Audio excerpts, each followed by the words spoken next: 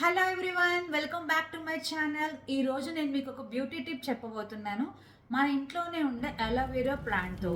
ఇది medicinal plant అండి. దీంట్లో anti bacterial and anti oxidant properties ఉంటాయి. సో ఇది ఒక పీస్ తీసుకో.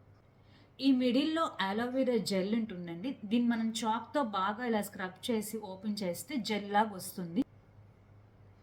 ఇలా మనం చాక్తో కానీ స్పూన్తో కానీ అంటా ఉంటే ఇలా జెల్ లాగా వస్తుందండి.